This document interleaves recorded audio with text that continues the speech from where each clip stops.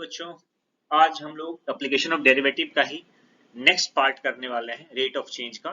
तो rate of change का अगला लेशन जो है उसमें जो एप्लीकेशन पार्ट है वो देखते जाते हैं, कितने टाइप के क्वेश्चन बनते हैं और क्या क्या बन सकते हैं। ओके, तो हम लोग सबसे पहला सर्कल रिलेटेड करेंगे। सर्कल का एरिया सबको पता है, कोई दिक्कत नहीं। सर्कमफ्रेंस पता है, किसी लोग को 2 पाई आर पता है, या कुछ लोग पाई इंटू डी कहते हैं, दोनों सही है। ओके, और डायमीटर और इसका रिलेशन पता है। चलिए आगे बढ़ते हैं, अब क्वेश्चन देखते हैं। The radius of circle is increasing uniformly at rate of 4 centimetre. तो रेडियस ऑफ सर्कल, अब यूनिट से देखना है आपको, यूनिट आपको हिंट देगा। सेंटीमीटर पर सेकेंड है, तो रेडियस का रेट चेंज क्या हो गया बच्चों? ये हो गया 4 सेंटीमीटर पर सेकेंड। इंक्रीजिंग है तो प्लस रहेगा, यहाँ पे इंक्रीजिंग है, ठीक है। Find the rate at which the area of circle is increasing. आपको निकालना है एरिया ऑफ सर्कल का किस तरह से इंक्रीज करेगा, इसकी वैल्यू निकालनी है। रेडियस इंस्टेंटेनियस, रेडियस क्या दे रखा है? रेडियस इंस्टेंटेनियस दे रखा है आपको 8 सेंटीमीटर, यूनिट सारा लिखा हुआ है। एरिया क्या होता है बच्चों? Pi r square. That means dA by d t क्या हो गया बच्चों? 2 pi r d r by d t, right. अब सारी वैल्यू दी हुई है, 2 पाई, आर की वैल्यू कितनी दे रखी है? 8 सेंटीमीटर। 8 सेंटीमीटर पे निकालना है ना, तो आर इंस्टेंटेनियस यहाँ पुट करेंगे। D r by d T कितना दे रखा है? 4 सेंटीमीटर पर सेकेंड। अब मल्टीप्लाई कर लेंगे, ये कितना हो जाएगा? 64 पाई सेंटीमीटर स्क्वायर पर सेकेंड। ऑलराइट, ये यूनिट लिखना जरूरी है, गलत नहीं होना चाहिए। हिंट का क्या मिला? इंक्रीजिंग प्लस के लिए। किस रेट से बढ़ रहा है, तो किससे डिपेंडेंट है? तो टाइम के रेस्पेक्ट में डिपेंडेंट है, ठीक है। इंस्टेंटेनियस क्या दे रखा है, और रेडियस और एरिया में क्या रिलेशन है। ओके, चलिए। The area of circle increasing at uniform rate. चलिए, तो मैं कह दिया डीए बाई डी टी ये यूनिफॉर्म रेट से इंक्रीज करता है, तो मैं के कह दिया। तो के इंक्रीज करता है तो मैं साइड में लिख दूंगा के ग्रेटर देन 0। ठीक, इतना तो कर सकते हैं आप लोग। अच्छा, एरिया क्या होता है हमारा सर्कल का? देखिए, इसमें पैरामीटर आपको कनेक्ट करने वाला है, क्योंकि आपसे पूछा क्या है? प्रूव दैट पेरीमीटर, पेरीमीटर का रेट चेंज पूछ रहा है। तो इसको डिफरेंशिएट करते हैं बेटा, पहले क्या है सच्चाई देख ले पहले। 2 पाई आर, अब बताइए D r by d T आया कि नहीं आएगा, क्योंकि यहाँ पे टाइम रेस्पेक्ट में डिफरेंशिएट हुआ है, तो D r by d T, कोई कंफ्यूजन नहीं। Okay, D A by d t क्या दे रखा है? क्या गिवन है? के, इसकी वैल्यू के दे रखी है यहां से, राइट। तो के सब्स्टिट्यूट कर दिया, d r by d t, इसलिए d r by d t क्या आ गया हमारा? के बाई 2 पाई आर, कोई कंफ्यूजन नहीं। Okay, rate change of radius पता चल गया, ये है भाई। अब पेरीमीटर क्या है हमारा? पेरीमीटर होता है हमारा 2 पाई आर का। अब इसका रेट चेंज निकालते हैं, dp by d t equals to 2 pi d r by d t. Alright, अब d r by d t की वैल्यू पता है आपको, सब्स्टिट्यूट कर दीजिए, राइट। तो k by r, that means dp by dt is inversely proportional to। बात समझ आई? क्या क्या चीज सीखने को मिला इससे, कि आपको एक पैरामीटर का रेट चेंज दे रखा है, उससे एक पैरामीटर का रेट चेंज आपने निकाला दूसरे पैरामीटर का। अब इसकी वैल्यू यूज की एक थर्ड पैरामीटर को निकालने में। क्या ध्यान देना है? गिवन था एक पैरामीटर का, आपने उससे कंक्लूड करके एक नया पैरामीटर का रेट चेंज निकाल लिया, जो कि दूसरे पैरामीटर में भी आना है, राइट। इसको ऐसे भी सोच सकते हैं कि आपको पता होना चाहिए पैरामीटर ये है, इसका रिजल्ट निकाला तो ये। अब मुझे D r by d T तो कहीं से चाहिए, तो वो पहले पैरामीटर से निकाल के हम D r by d T substitute कर सकते हैं। आपको जो ठीक लगता है, जैसे आपको दिमाग आपका एडजस्ट करता है, आप समझ सकते हैं, कोई प्रॉब्लम नहीं है, ठीक है। चलिए, अब रेक्टेंगल, रेक्टेंगल और स्क्वायर के बारे में आप लोग सब कुछ जानते हो। पेरीमीटर 4s होता है, एरिया s स्क्वायर है, s साइड लेंथ है इसका। पेरीमीटर क्या होता है? Length two length into plus breadth होता है, एरिया लेंथ इंटू ब्रेथ होता है। इस पे सम आएगा। देखिए एनसीईआरटी का एक सम है, और इसी के लिए ये सम आपको कुछ नया चीज सिखाएगा, वो देखते हैं। The length of rectangle, length rectangle का मैं बना देता हूं x, ये x है, और क्या दे रखा है, width y। Okay, length of rectangle is decreasing at rate of 2 centimetre पर सेकेंड। यानी यहां पे साइन का ध्यान रखना है बच्चों, नहीं तो गड़बड़ करके आप आओगे। यहां लिख दिया dy बाई dt क्या दे रखा है, 2 सेंटीमीटर पर सेकेंड। निकालना क्या है, जब x 12 हो और ये हो तो पेरीमीटर क्या होता है, 2 लेंथ यानी x प्लस y होगा पेरीमीटर। डिफरेंशिएट करेंगे dp बाई dt तो 2 dx by dt plus dy by dt। dx by dt -2 है और ये +2 है, पुट कर देंगे तो ये क्या हो गया, 0। यानी पैरामीटर में कोई चेंज नहीं होगा, पहला सम। क्या ध्यान रखना है कि साइन यहां जैसे डिक्रीजिंग दिया है वहां नेगेटिव तुरंत लगा लेना है, ये कंफ्यूजन कभी नहीं होना चाहिए, तो गलत हो जाएगा सवाल। नंबर 2 पे आइए, क्वेश्चन कह रहा है फिर कि एरिया, तो एरिया होता है x इंटू वाई, यहां पे होगा तो dA बाई dt। अब इसको कौन सा रूल लगाएंगे, प्रोडक्ट रूल लगा देंगे, तो y dx by dt plus x dy by dt।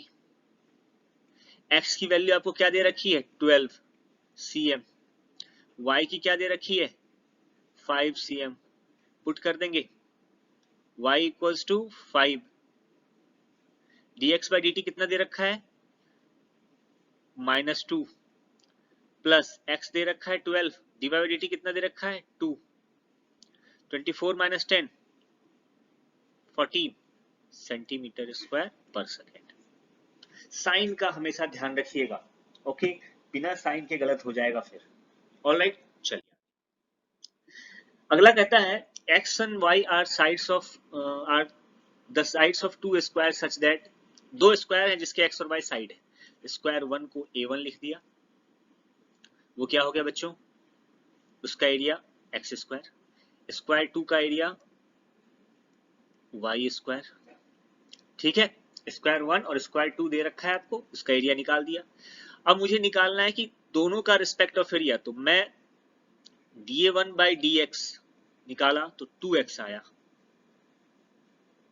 Right, ये ध्यान रखना है, ये आपको ध्यान रखना है। अब इसमें a2 है, a2 को मैं y की जगह में x रख देता हूं, x का टर्म जो था, ये सब्स्टिट्यूट, ये रिलेशन दिया हुआ है ना अपने पास, y को इस तरह से रिलेट है एक दूसरे से, सब्स्टिट्यूट कर दिया। अब dA a2 बाई dx निकाला तो क्या आया, 2x माइनस एक्स स्क्वायर। ऐसी जरूरत क्यों पड़ी बच्चों, बताता हूं अभी।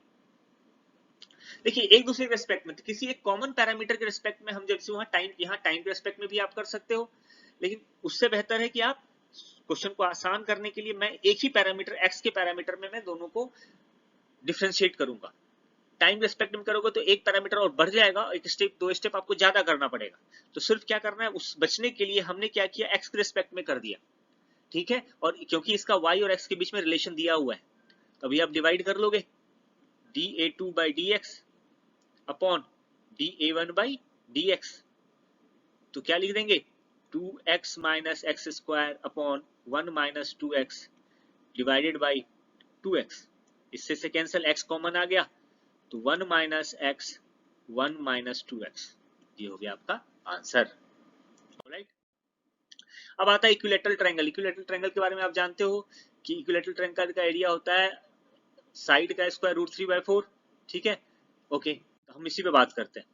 साइड ऑफ इक्विलैटरल ट्रायंगल, देखिए सीबीएसई में है, equilateral triangle is increasing at a rate of, इस तरह से, तो यानी मैं साइड ले लेता हूं इक्विलैटरल ट्रायंगल का x, तीनों बराबर, तो एरिया क्या हो गया बच्चों, एरिया हो गया, एरिया इंक्रीजिंग पूछ रहा है, तो एरिया क्या हो गया, √3/4 एक्स स्क्वायर, ठीक है, रेट दिया हुआ साइड का सेंटीमीटर पर सेकेंड, तो किसके रेस्पेक्ट में, टाइम के रेस्पेक्ट में,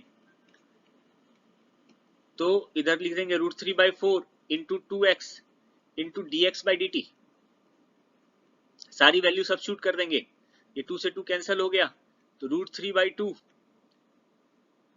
इंटू एक्स, एक्स क्या दे रखा है 20 सेंटीमीटर पे निकालना है, और dx बाई dt क्या दे रखा है 2 सेंटीमीटर पर सेकेंड, तो इससे कैंसिल हो गया, तो 20√3 सेंटीमीटर स्क्वायर पर सेकेंड।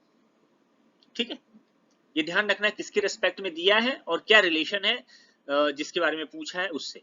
यहाँ पे एरिया और एक्स का यानी कि साइड का रिलेशन पहले लिख दिया, फिर डिफरेंशिएट किया टाइम परस्पेक्टिव, टाइम रेस्पेक्ट में दिया हुआ है रेडियस। ओके, आगे बढ़ते हैं। ये क्वेश्चन अच्छा है, इसको करते हैं। यहाँ थोड़ा लेंथ ज्यादा लगेगी इसलिए मैं थोड़ा इस साइड करता हूँ। Two equal sides of isosceles triangle, fixed base b, base इसका दिया हुआ है। ठीक है, ये हाइट कुछ दे रखी है, equal sides are equals to base. अच्छा, इसको मैं एक्स ले लेता हूँ, तो ये भी ऑटोमेटिकली एक्स हो गया। तो हाइट क्या हो गई बच्चों, ये हो गया b/2, आप जानते हो हाफ, जब यहाँ से यहाँ परपेंडिकुलर ड्रॉप करेंगे, जब ये परपेंडिकुलर ड्रॉप करते हैं तो बड़ा इक्वल पार्ट में डिवाइड करता है, तो ये क्या हो जाएगा x² माइनस b²/4 का अंडर रूट। राइट, इसको मैं अच्छे से लिख देता हूँ, 4x² माइनस b² का अंडर रूट अपॉन 2। ठीक है, अब एरिया क्या होगा इसका, हाफ इंटू बेस है मेरा b इंटू हाइट हो गई 4x² माइनस b² अपॉन 2। यहाँ वेरिएबल क्या है पहले बताओ, b तो कांस्टेंट है, फिक्स्ड बेस है तो b कांस्टेंट हो गया ना, बेस फिक्स है तो b कांस्टेंट हो गया, तो मुझे किसके रेस्पेक्ट में डिफरेंशिएट करना है, da/dx। वो क्या आएगा, हाफ इंटू b, ये भी 2 आ गया। अब इसका डिफरेंशिएशन आप जानते हो कि पहले 2, 4x² माइनस b², 4x² का डिफरेंशिएशन 8 इंटू एक्स, कोई दिक्कत नहीं, ये तो डिफरेंशिएशन का पार्ट है, ये कैंसिल हो गया, तो आ गया bx upon 4x² minus b² under root. अब आपको जो जो क्वांटिटी दी हुई कहता है कि जब बेस के बराबर उसकी दोनों इक्वल साइड हो जाए तो x क्या हो जाए b, नीचे b 4b² माइनस b², बच्चों क्या हो गया b², नीचे आ गया √3b। राइट, और तो कुछ छूटा नहीं है, कुछ छूटा तो नहीं है बच्चों, नहीं। और अच्छा, अब देखिए da/dx मैंने निकाला है, अब भाई मुश्किल हो गई कि मुझे तो रेट दिया हुआ है सेंटीमीटर में, तो मुझे क्या चाहिए da/dt चाहिए, तो मैं यहाँ da/dt कर लेता हूँ, इधर b² √3b dx/dt। बात एक ही है, इसको इधर ले, अब आप पुट कर दो b² √3b, और ये क्या दे रखा है x 3 सेंटीमीटर पर सेकेंड। अब आप सब्स्टिट्यूट कर दो आंसर, ये √3 से कैंसिल हो गया, तो √3, अच्छा b से b भी कैंसिल हुआ ना, ये b से b भी कैंसिल हुआ ना बच्चों, ये b से b कैंसिल हो गया, तो √3b अपॉन √3b, बस ये b से b कैंसिल हो गया, तो √3b सेंटीमीटर पर सेकेंड। अब जो एरिया बेस उसकी साइड तो देनी रखी है, तो साइड दिया रहता तो ये सेंटीमीटर स्क्वायर पर सेकेंड। ओके, तो सिंपल सा लॉजिक है कि क्या है कि आपको जो पैरामीटर का जिसका रिजल्ट पूछा है, जो गिवन पैरामीटर, उसमें सारा कुछ लिख देना है। ये सारा कुछ उसी में लिख दिया है मैंने। एरिया को हाफ, बेस फिक्स है, मैंने कोशिश की कि हाइट को निकालने के लिए तो वो निकाल दी। ठीक है, तो इस तरह से आप कर सकते हो। ओके बच्चों, अब नेक्स्ट क्लास में हम लोग आगे के टॉपिक को करेंगे।